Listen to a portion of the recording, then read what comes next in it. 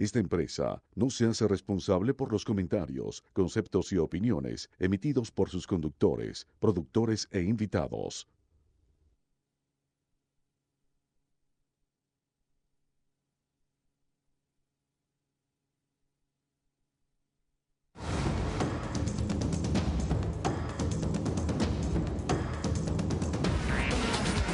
Patricia Poleo en Agárrate, opinión estremecedora.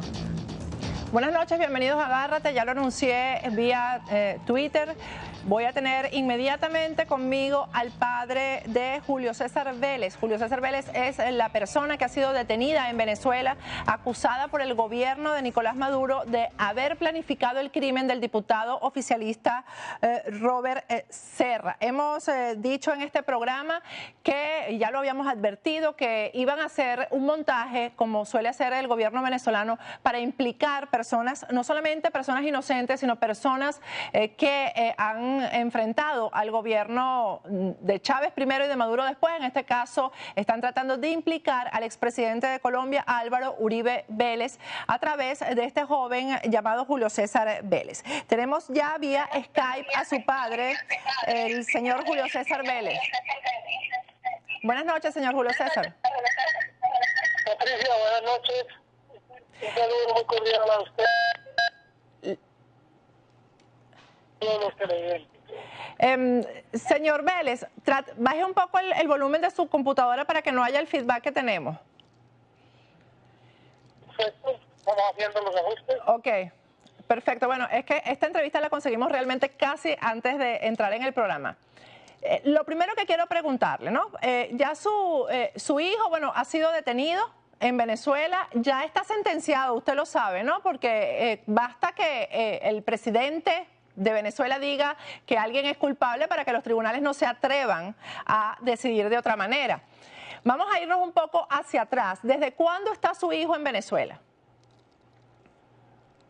Patricia, empiezo la entrevista con nostalgia por lo último que le acabo de oír. Qué tristeza. Julio está en Venezuela hace aproximadamente 2 años.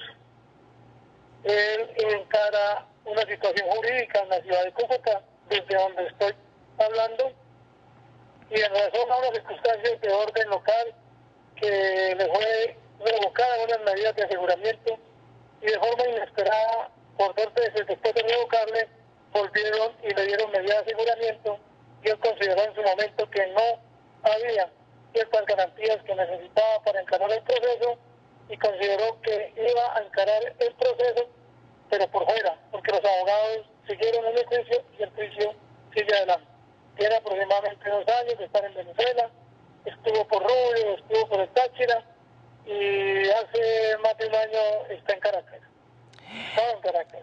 Pues ahora también sigue, pero en una condición diferente. Claro, dígame una cosa, bueno, sabemos ya por las informaciones de prensa que la solicitud que tenía era por estar acusado de haber asesinado a su esposa, que en principio se creía que había sido un suicidio. ¿Cuál es la razón fundamental por la que él considera que el juicio estaba viciado y por lo cual él prefiere enfrentarlo desde afuera?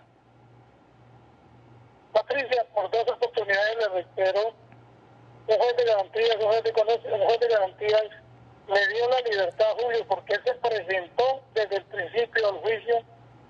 Él se presentó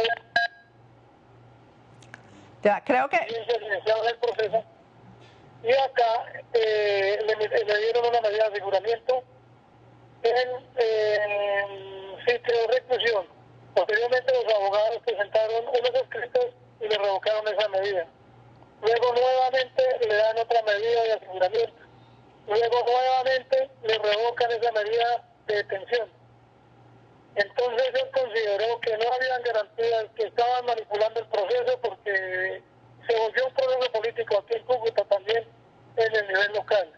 Entonces dijo, papá, yo me voy a esconderme y los abogados sigan el proceso. Y cuando estemos en la parte final del juicio, me hago presente para declarar lo que me compete en esa etapa del mismo.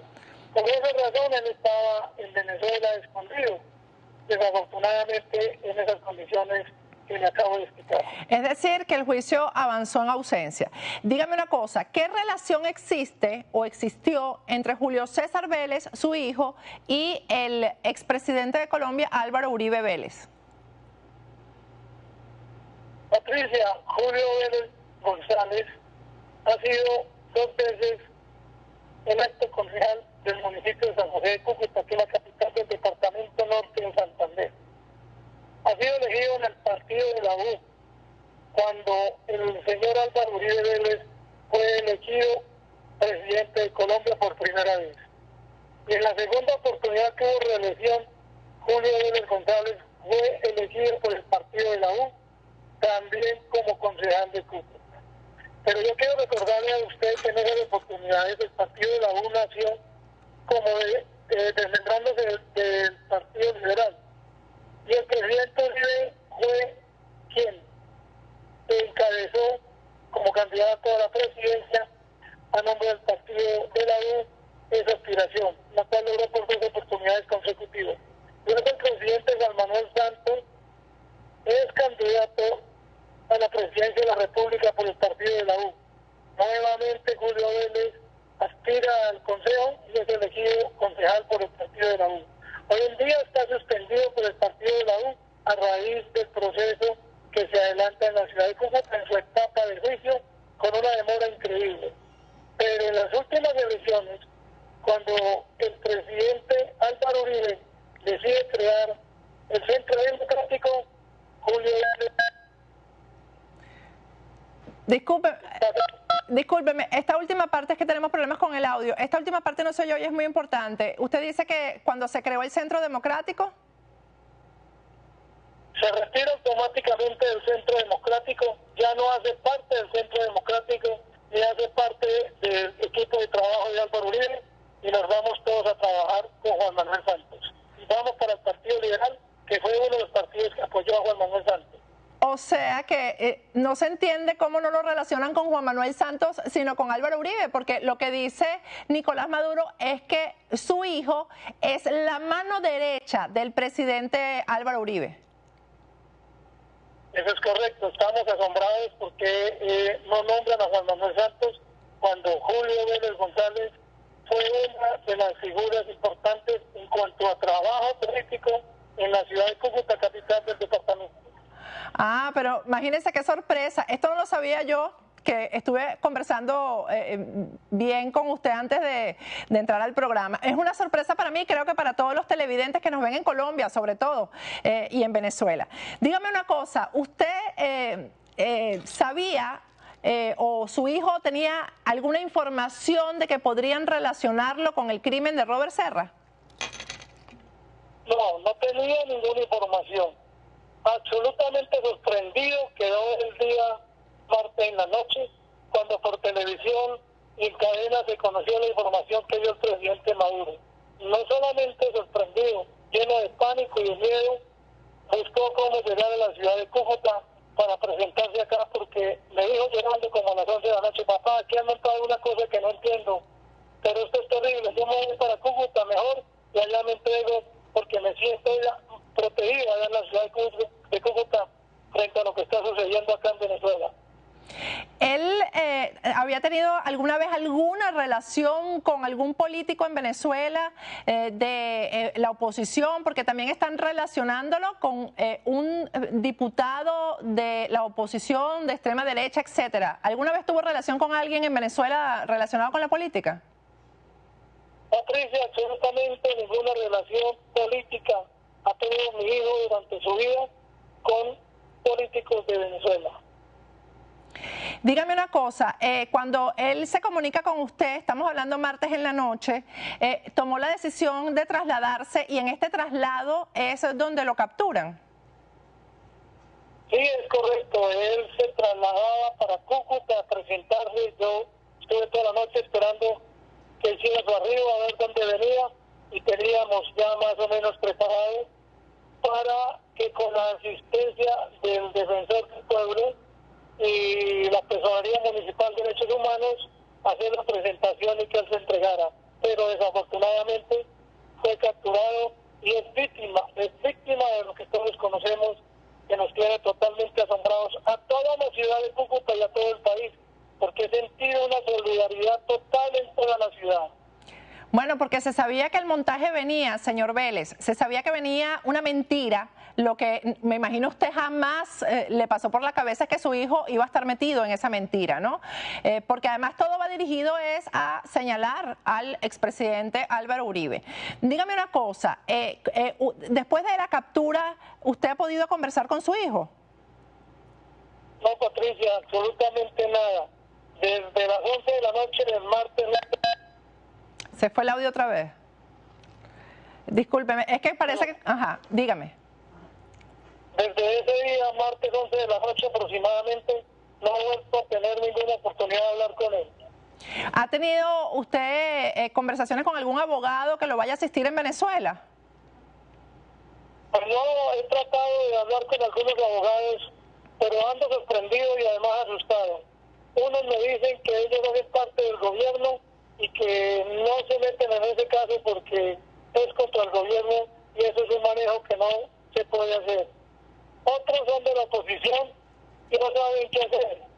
Entonces, él está ya indefenso, sin abogado, sin comunicación con nadie. Trataron unos familiares de ir a verlo, estuvieron detenidos por más de 6 horas y los interrogaron. Afortunadamente los soltaron después de haberle hecho muchas preguntas, ya que ellos viven en Venezuela y obviamente eso espantó a todo el mundo. ¿Qué actividad tenía su hijo en Venezuela durante el tiempo que estuvo allá? Él estuvo inicialmente por los lados de Rubio, estuvo unos días por Capacho, estuvo unos meses por San Cristóbal y luego... Se volvió a ir el audio, creo que se movió el cable.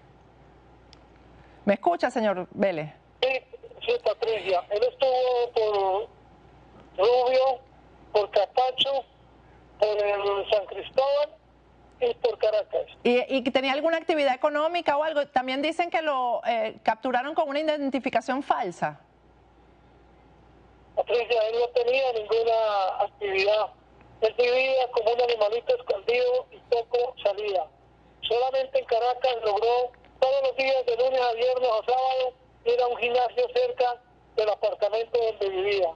Y él se mantenía con un giro que yo le hacía todas las semanas a través de una tarjeta de débito que mantenía y sacaba los 2.000 o 3.000 bolívares diarios para sus gastos. Yo puedo... que él se mantuviera. La tesis que yo manejo, señor Vélez, es la siguiente. Habían ya ellos detectado, el gobierno, la presencia de su hijo en Venezuela.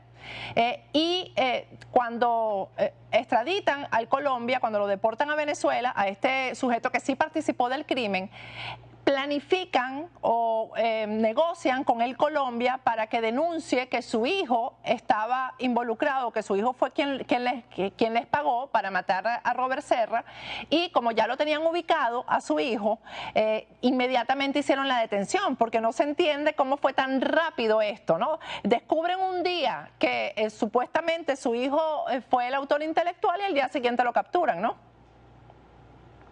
Sí, a él lo tenían ubicado y posiblemente lo sorprendió a ellos cuando salió en la noche después de las noticias y lo siguieron hasta el sitio donde consideraron podían detenerlo con mucha más facilidad y así lo hicieron. ¿Usted ha tenido alguna comunicación con el presidente Álvaro Uribe o con alguien relacionado después de la detención de su hijo? Patricia, desafortunadamente no hemos tenido la oportunidad de hablar con el doctor Álvaro Uribe.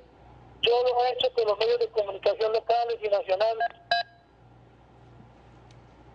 Salgan los medios que hay un presidente como Maduro que ha dicho que él es el jefe de una organización criminal, que el hijo mío es la mano derecha de él, que el hijo mío es el autor intelectual de un crimen que él planificó y que el hijo mío le pagó supuestamente a los ejecutores materiales del homicidio. Él, por favor, debe salir a decir a Colombia y al mundo y a Venezuela, especialmente el presidente, si conoce, si se ha reunido alguna vez con Julio Vélez González, si ha hecho algún trato, que yo sé de antemano que nunca ha sido, pero es algo que le corresponde salir a decirlo públicamente, Patricia. ¿A él usted se refiere a Álvaro Uribe? ¿Perdón? ¿Usted a quién se refiere cuando dice que a él debe salir a decírselo? Sí, Patricia, me estoy dirigiendo al doctor Álvaro Uribe Vélez, expresidente por 2 veces de nuestro país. Bueno, ya él aclaró vía Twitter, por ejemplo, que no tiene ninguna relación familiar con ustedes porque tienen el mismo apellido, ¿no? Prácticamente ha negado la relación. Después de esta conversación con usted, vamos a conversar con Paola Holguín, que es senadora por el Centro Democrático, y también le vamos a hacer la pregunta, por supuesto. Sí, Patricia, mire, yo soy oriundo de Medellín, nací en Medellín y vivo en Cúcuta hace 50 años. Mis hijos son nacidos en Cúcuta, tengo 4 hijos y Julio es el único hombre de mi familia. Mi esposa es cucuteña. Hace 40 años soy comerciante de acá. Julio fue 8 años concejal del municipio de Cúcuta, fue presidente de la corporación. No tiene una sola anotación en su hoja de vida, ni penal, ni disciplinaria, de ningún orden. No tiene ningún antecedente jamás. Y fíjese, ya de la noche a la mañana aparece como el cerebro de la organización y como el ejecutor de una organización criminal supuestamente manejada por el presidente Uribe. Ustedes, bueno, me imagino que algo le deben haber dicho los abogados de Colombia acerca de esto, los que están defendiéndolo en el juicio sobre la muerte de su esposa, porque yo tengo entendido que si estaba solicitado por las autoridades de Colombia, entonces ahora Venezuela debería entregarlo, ¿no? Sí, eso es cierto, Patricia. La semana entrante los abogados solicitarán a la Fiscalía Nacional y la Fiscalía Nacional tramitará ante el gobierno colombiano la repatriación de Julio Vélez González a Cúcuta, porque hay una solicitud de retención a los organismos internacionales por parte de la Fiscalía desde hace más de 2 años. Y acá hace más de 4 años hay un proceso en curso que para estos eventos jurídicamente, me imagino, tiene prevalencia. Bueno, en ese evento veremos si hay algún interés del presidente Santos en que se relacione a Uribe con ese crimen, porque en sus manos, como usted dice, en manos de ahora del gobierno colombiano está que se exija al gobierno de Venezuela que Julio César Vélez sea entregado a las autoridades colombianas, donde ha sido solicitado con anterioridad, ¿no? Sí, es lo que esperamos, Patricia, lo que espera toda la ciudad y lo que espera todo el país. Que el presidente Santos entienda que hay un compatriota en la República de Venezuela que le han montado una infamia y lo están relacionando con unos hechos que no tienen absolutamente nada de validez.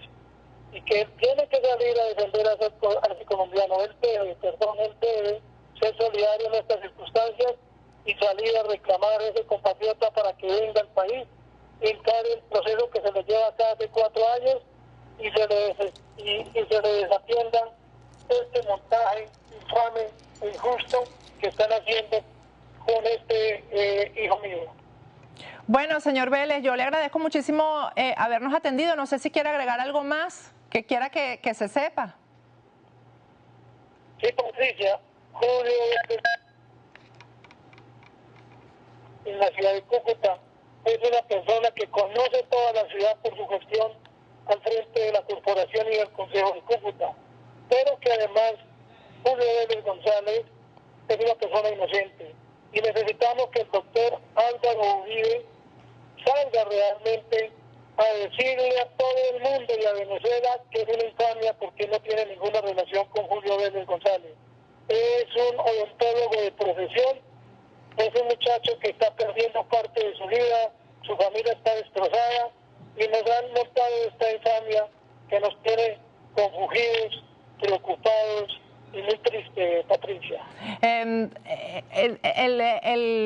Hay también la tesis de que podrían estar convenciendo a su hijo de que acusara a Álvaro Uribe. Usted que conoce a su hijo, por supuesto bajo negociación, que acuse a Álvaro Uribe y después ellos le dan la libertad, porque así ha actuado el gobierno venezolano y hace este tipo de ofertas. Usted que conoce a su hijo, ¿usted cree que su hijo aceptaría una negociación como esta con el gobierno venezolano? Yo tengo miedo por la vida y por la salud de mi hijo.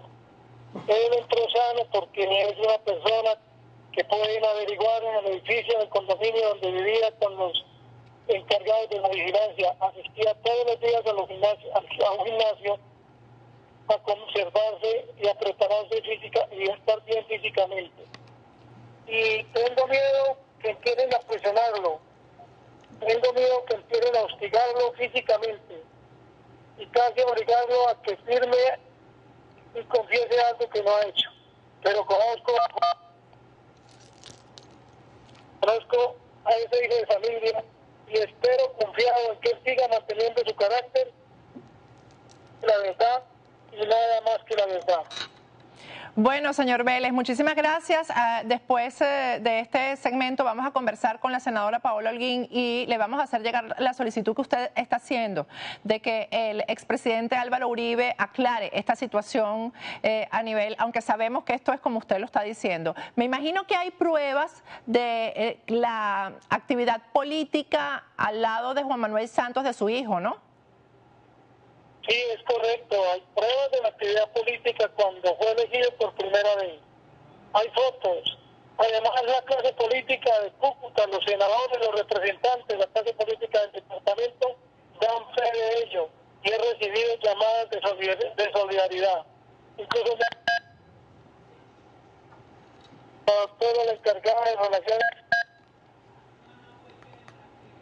de Colombia en Caracas, con el fin de que se le haga un seguimiento y van a estar atentos para que Julio no sea sometido y violado sus derechos humanos. Es importante esto. Que él maneja tasas de cambio. Que él entregó $2 en Cúcuta. Julio Vélez no tiene absolutamente ninguna propiedad diferente a su apartamento y un carrito que pagó a cuota. Aquí lo pueden certificar con la DIAN, con la Administración de Impuestos, con la Cámara de Comercio. Es una propiedades. Es una persona que ha sido limitado, no solamente reducido en su vida propia, sino que económicamente lo han llevado al fracaso, al igual que parte de su familia, Patricia. ¿Él tiene algo que ver con alguna casa de cambio o no? Absolutamente nada, Patricia. Él es odontólogo y se dedicó también a ejercer como tal, al igual que su actividad política. Usted me dijo que se comunicó con la Embajada de Colombia en Venezuela, en Caracas, ¿y cuál fue la respuesta de ellos? Porque el deber de ellos es atender este caso. Hablé por intermedio de un asistente mío, habló con un funcionario de la Embajada y le manifestó que estaba seguro que esto era un montaje, pero que ellos no tenían los medios para inmediatamente hacerse presente dentro del proceso, pero que sí iban a hablar con el consulado para que estuviera atento. Bueno, la responsabilidad de ellos es llegar al sitio de reclusión donde está su hijo, verificar las condiciones y revisar el expediente. Definitivamente tienen todo el derecho.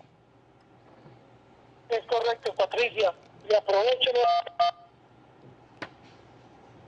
lo cual le doy gracias al cielo, para que el presidente le instruccione al embajador, a la ministra de Relaciones Exteriores.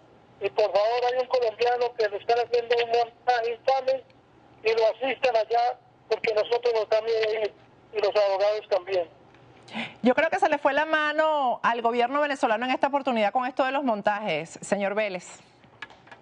Es correcto, Patricia. Estamos confundidos y llenos de tristeza de ver hasta dónde hemos llegado. Hoy es el hijo de Julio Vélez. Mañana puede ser la esquina. Tenemos que ser solidarios todos y hacer un frente común para que no se sigan cometiendo esta clase de atropellos y estos montajes tan infames. Bueno, muchísimas gracias y vamos a estar a la orden en permanente comunicación con usted para lo que necesite, señor Vélez. Patricia, Dios los bendiga y el cielo les pague toda esta generosidad que me permite salir a contarle la verdad a muchas partes del mundo. Muchas gracias y buenas noches. Amén. Gracias, señor Vélez. Bueno, ustedes escucharon este testimonio que además revela que la relación política de Julio César Vélez era con Juan Manuel Santos, no con Álvaro Uribe. Al regreso vamos a conversar sobre esto con Paola Holguín, senadora uribista. Ya volvemos.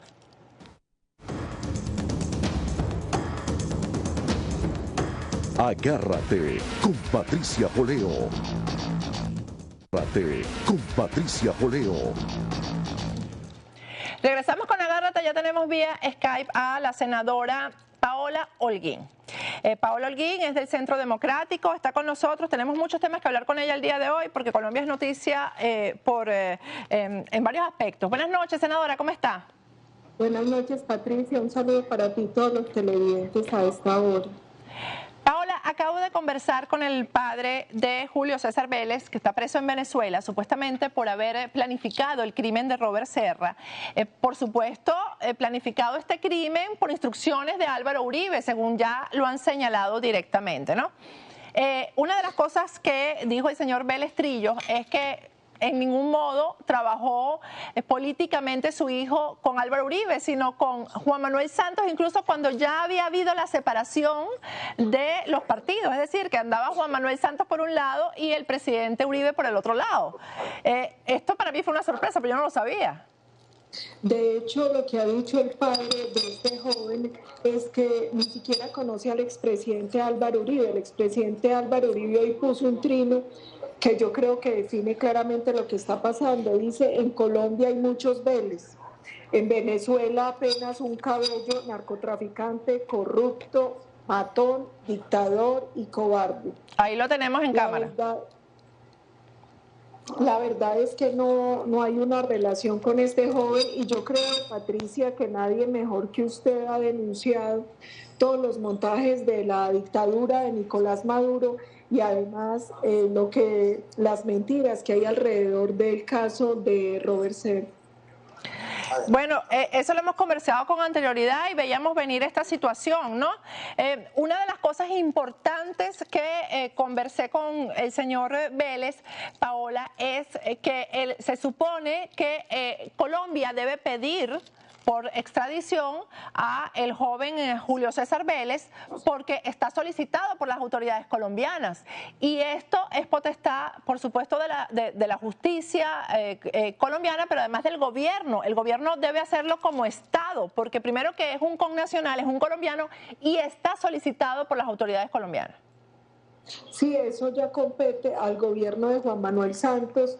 Nosotros lo que hemos visto con preocupación es, por el lado de Venezuela, un régimen dictatorial que quiere ocultar todos los sucesos tan graves que están dándose en el vecino país y terminan culpando de todo a Uribe en una serie de montajes. Mire, que Venezuela haya pasado en los últimos años de 19 homicidios por 100.000 habitantes a 82.000 no se puede ocultar con cortinas de humo.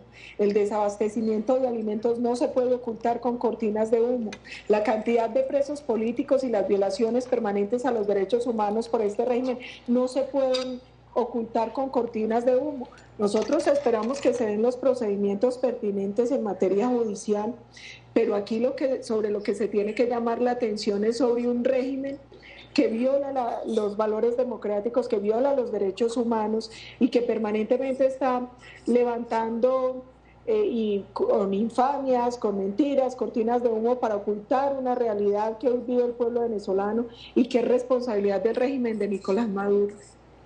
Vamos a poner en cámara la carta que ayer se aprobó en el Congreso de Colombia para solicitar que se active, solicitarle a la OEA que se active la Carta Democrática en Venezuela.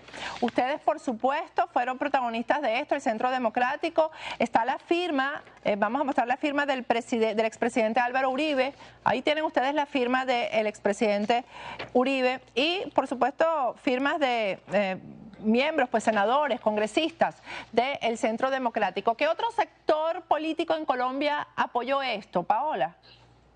Hasta ahora, porque todavía están muchos más parlamentarios sumándose.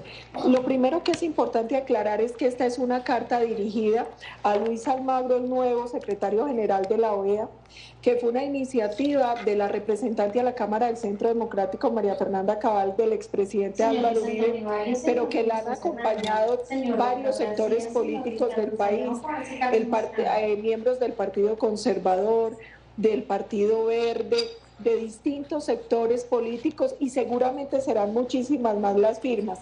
¿Qué estamos pidiendo en esa carta? Que se active de manera inmediata la Carta Democrática Interamericana de la OEA, Cuando los países como Venezuela y Colombia firmamos esa carta, hicimos un compromiso con el respeto a la democracia, con el respeto a los derechos humanos y además con la promoción en toda la región de estos temas. Nosotros hoy vemos con preocupación el silencio cómplice de la comunidad internacional frente a los graves sucesos que hoy vive Venezuela.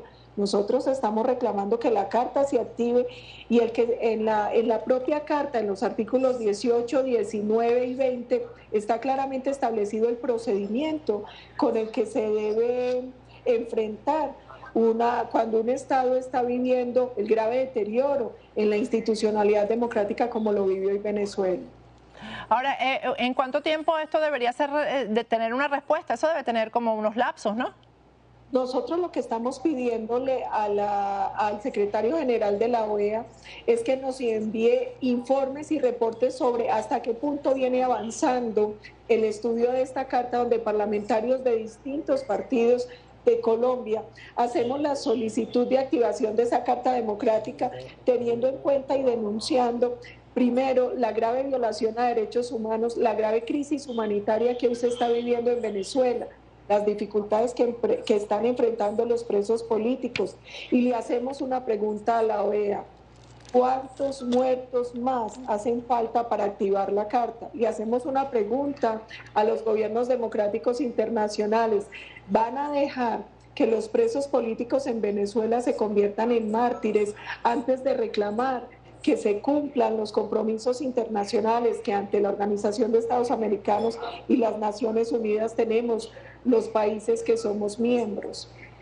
Paola, ¿y cuál fue la actitud, la respuesta que a esto dieron los seguidores de Juan Manuel Santos en esta discusión? Bueno, hay algunos... Sí, escuchamos. Sí, hay algunos parlamentarios de la propia Unidad Nacional de Juan Manuel Santos que están apoyando esta carta. Nosotros creemos que este es un momento importante para nosotros exigir al propio gobierno de Colombia que deje ese silencio cómplice que mantiene ante la grave violación a la Carta Interamericana por parte del gobierno venezolano. Como lo decía ahora, incluso algunos miembros de partidos como el Partido Conservador, que hace parte de la Unidad Nacional, firmaron esa carta y todo el tiempo se han ido sumando más y más parlamentarios de distintos partidos. Vamos a cambiar a otro tema que también tuvo que ver ayer, creo que fue ayer con el Congreso, que se tocó el tema de la reelección presidencial, Paola. Ha causado así como mucha suspicacia que se discutiera esto y se decidiera pues que ya no puede haber reelección en Colombia, es decir, nadie que haya tenido un periodo puede ir a la reelección, ni siquiera una vez. ¿Esto va dirigido hacia qué? Bueno, varias cosas. Primero, eso hace parte de un proyecto que está en último debate en este momento en la Cámara de Representantes, que es el proyecto de equilibrio de poderes. Uno de los puntos que contiene ese proyecto es la eliminación de la reelección presidencial, que ya pasó el octavo debate y por lo tanto quedó eliminada. Esto fue legislar un poco en nombre propio. Las preguntas que uno se hace es si para el gobierno de Juan Manuel Santos y para el propio Juan Manuel Santos era tan inconveniente la reelección, porque se hizo reelegir, además en un proceso frente al cual hay muchos cuestionamientos por la falta de transparencia y por el modo fraudulento en que se dio esa reelección. Entonces la pregunta es si era tan inconveniente porque él se benefició de la reelección y nosotros lo que sentimos es que hoy se está eliminando más por temor al expresidente Álvaro Uribe, porque la reelección, ¿qué valor tiene en una democracia? Que es un elemento que permite que la ciudadanía apruebe o no un mandato presidencial, que continúe o no unas políticas de gobierno. Muchas democracias fuertes en el mundo tienen reelección presidencial. Nosotros creemos que aquí se legisló un poco en nombre propio y nos parece que ese no es un buen argumento ni es un buen mecanismo para tomar decisiones que reformen, en este caso, la Constitución Política de Colombia. Y vamos a pasar a lo que se ha decidido hoy en la mesa de negociaciones en Cuba. Paola, creo que fue hoy la decisión de nombrar una comisión de la verdad para que se sepa cuál es la verdad. O sea, ¿cuánto tiempo tendría que trabajar una comisión de la verdad para descubrir todas las verdades que hay con respecto a lo que la FARC ha hecho en Colombia? Yo no sé cuánto tiempo se tiene que demorar, pero frente al tema de la Comisión de la Verdad uno se hace varias preguntas. La primera es, ¿será la verdad absoluta o será la verdad que le conviene a las FARC? Porque uno de los cuestionamientos que se tiene que hacer es que, como usted bien lo sabe, doctora Patricia y los televidentes, este proceso se está dando en medio de una terrible violencia por parte de la organización narcoterrorista FARC. Estamos próximos a cumplir 3 años en el proceso de La Habana. Van más de 2.200 soldados y policías heridos o asesinados, más de 400 civiles heridos o asesinados y 80 secuestros, además de más de 900 actos de terrorismo.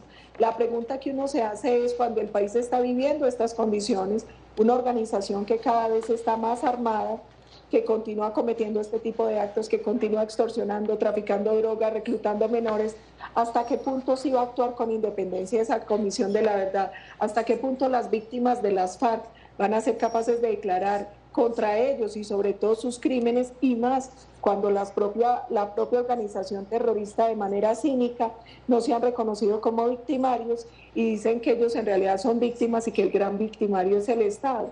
A uno le quedan muchos interrogantes. Además, porque el gran peligro que tenemos hoy es que con esta comisión suceda un poco lo que sucedió en Argentina, que fue un proceso de construcción histórica donde se instaura una nueva verdad que construyen los montoneros, que son quienes hoy están en el poder. Hay una información que me llamó la atención que dice que el presidente Santos ha ordenado arremeter contra la FARC por los hechos de violencia recientemente. ¿Eso es cierto? Pues últimamente se dieron unos golpes. Lo que uno siente es que el gobierno, cada que se presenta una crisis en el proceso, sale con una bravuconada que no termina en nada. En este momento sí han dado algunas operaciones contra la organización narcoterrorista FARC, pero lo que nosotros creemos es que se debe dar siempre un balance, y es, si bien se adelanta un proceso, ese proceso no puede llevar a que el gobierno descuide su obligación constitucional de garantizar la vida de los colombianos, y eso es lo que ha sucedido a lo largo de estos 3 años. Volviendo a lo de la Comisión de la Verdad, Paola, yo me pregunto si ahí se hablará, por ejemplo, de los socios en el tráfico de drogas, ¿no? Sí, se habla de los socios en el tráfico de droga, porque hay que reconocer que el mayor cartel del narcotráfico en Colombia es la organización terrorista FARC. Se tendría que hablar del nexo que tiene con el cartel de los soles en Venezuela, de los nexos que tiene con carteles de narcotráfico en México, como los Zetas, como el cartel de Jalisco Nueva Generación, con el cartel de Sinaloa. Se tendría que hablar de los nexos de las FARC con ETA, con IRA. Entonces, esas son preguntas que nos estamos haciendo todos los colombianos. ¿Hasta dónde va a llegar la Comisión de la Verdad? ¿Hasta dónde van a reconocer que las FARC es una organización que sistemáticamente viene reclutando menores, un delito por el cual tiene condena en la Corte Penal Internacional, una organización además que es el mayor cartel de narcotráfico de drogas, que es el gran responsable de la inmensa mayoría de la droga que hoy llega a Estados Unidos y a Europa, y que además... en los reportes que nosotros hemos encontrado de inteligencia hemos visto también cómo tiene unos fuertes nexos con miembros del régimen venezolano que han participado de este negocio. Bueno, hay una información que salió publicada esta tarde, firmada por la agencia EFE, que habla de que los narcos de Brasil transportaban la droga de la FARC a través de Venezuela, y además cuentan los detalles. Se obtenían las drogas con miembros de la FARC y las trasladaban hacia México en aviones que partían de Venezuela y pasaban por Honduras, países en los que sobornaban a responsables del tráfico aéreo. Pero es que además aquí están implicados varios países, ¿no? Ahí está Brasil, está México, y todo eso se logró, Paola, cuando Venezuela como Estado entró en el narcotráfico.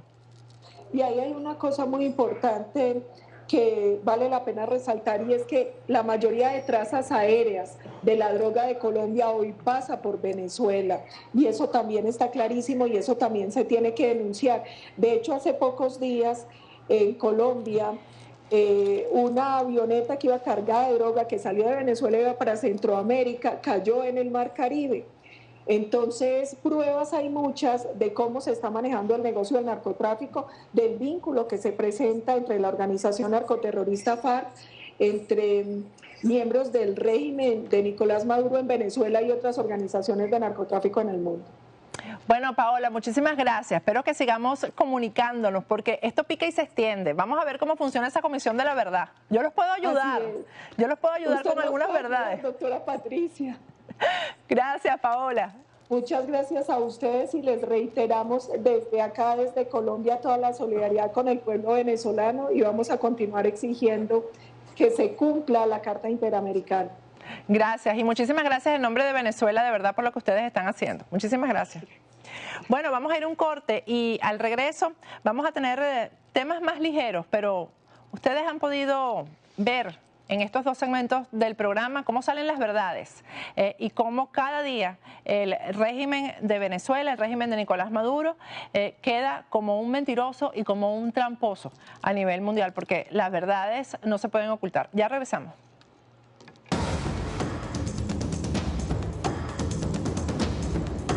Agárrate con Patricia Poleo.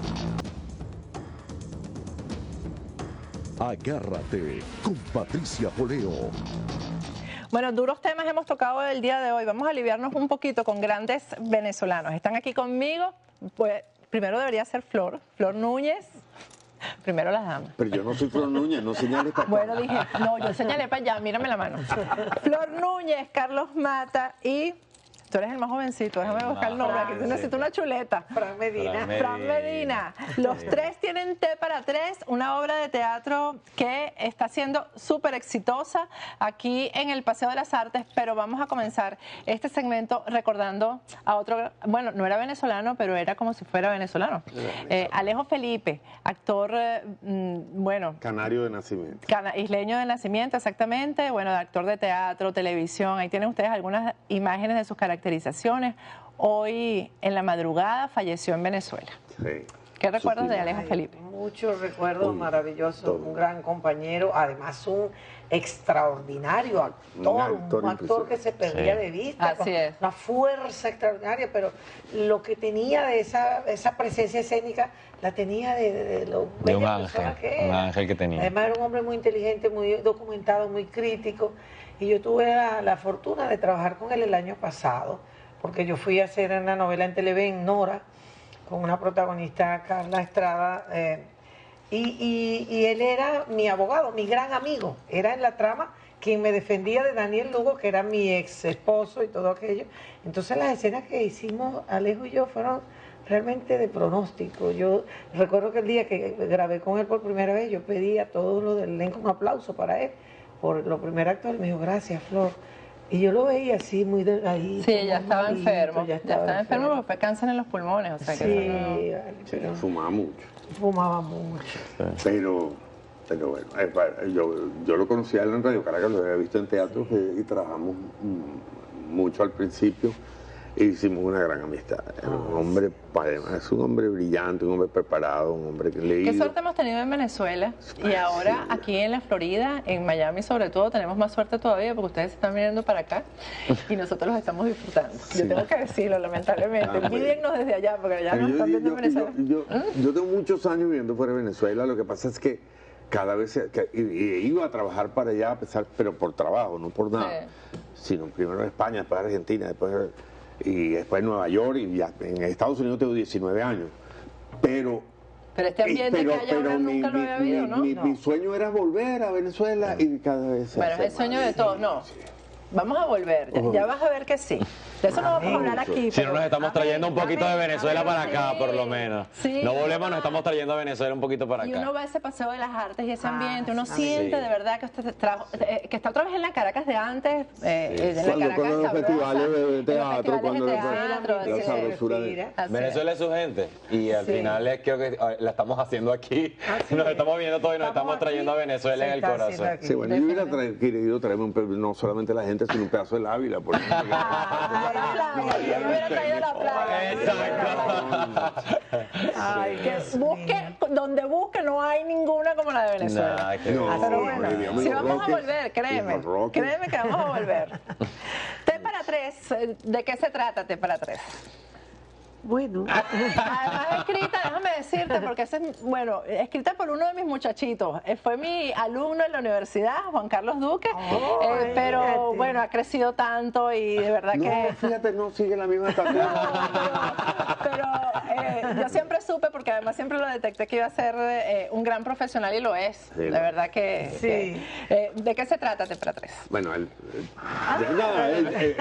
a mí me cautivó, fue sobre todo que me pareció brillante la idea, aquello del homenaje, pero que no es el homenaje gratuito, a Gustavo Cerati. Sí. Sencillamente, pues él, que es un fanático de Soda Stereo y particularmente de Cerati, pues con toda la razón además, que se conoce todo el repertorio, siempre le llamó la atención pues el T para tres. Eso debería decirlo, yo no sé por qué estoy diciéndolo yo, pero en fin, el hecho es... ¿Dónde está Juan Carlos? Porque me Sí, hablaba por de ahí anda, pero... Aquí, vente, O sea, Juan pero- Carlos, pero- ven acá, por favor. Y entonces, venga. bueno, pero el cuento que yo conozco es que siempre se especuló en cuanto al significado. ¿A qué se refería? Saludar y ya un ratito. Mira, por Cuenta, ahí cuenta, saqué una cuenta. foto en el Instagram con Juan Carlos y mi esposo se puso celoso. Le dije, no, por favor, ese es mi muchachito de tantos Me años. pusieron como 300 likes. ¿Por qué tuviste la idea de escribirte para tres? Ajá. Bueno, después que Cerati Sin contar muere- la obra.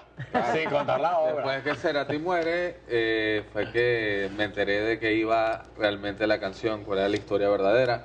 Vete para tres de la Mucha gente canción. cree que trata sobre un trío amoroso de una mujer con el marido y otro, pero la verdad es que no, era de... Sí, es un trío amoroso. Sí, pero amoroso pero familiar. Pero, muy Es hermoso. una historia que vivió hermoso. Cerati con su papá y con su mamá, algún conflicto que vivieron personal que no les vamos a contar. Exacto. si no me la cuento, pues yo voy mañana. Ah, pero- te mato si Siento me la que cuentas. tiene Pero- una gran...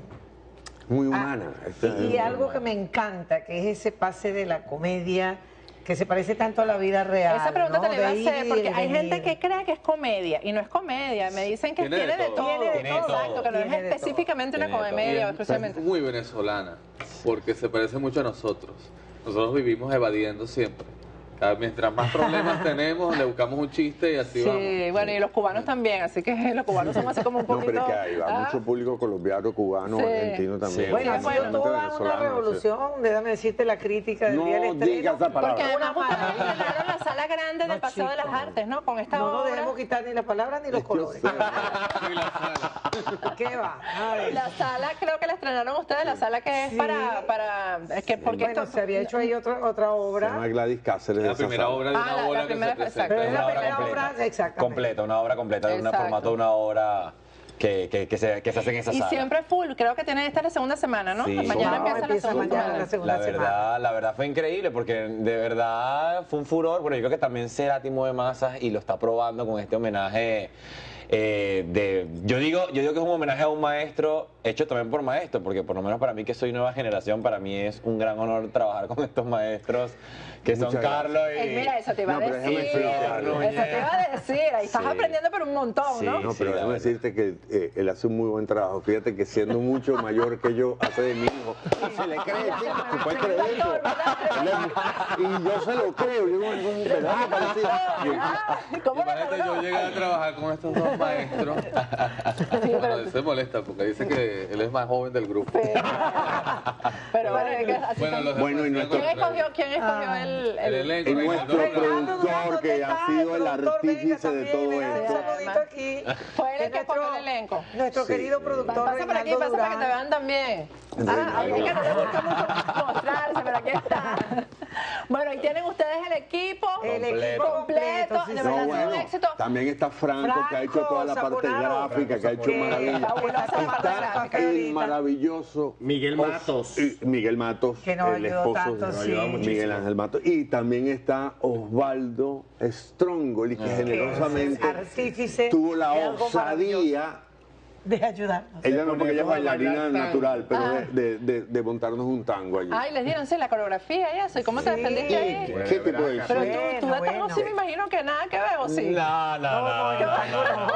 mucho. Sí bailo, pero tango no. Tango baila buenísimo. ¿En cuántas semanas va a estar? Porque eran ¿Originalmente cuántas eran? Normalmente eran 2 fines de semana, este que va a comenzar mañana iba a ser el último, pero por estar la temporada pero tan buena, nos vamos a quedar creo que un mes. Hasta final. En el Paseo de las Artes. Ahí tenemos y el 28 de junio, en honor a los padres, al mes de los padres, vamos a estar en la sala Flamingo Theater allá en Brickell.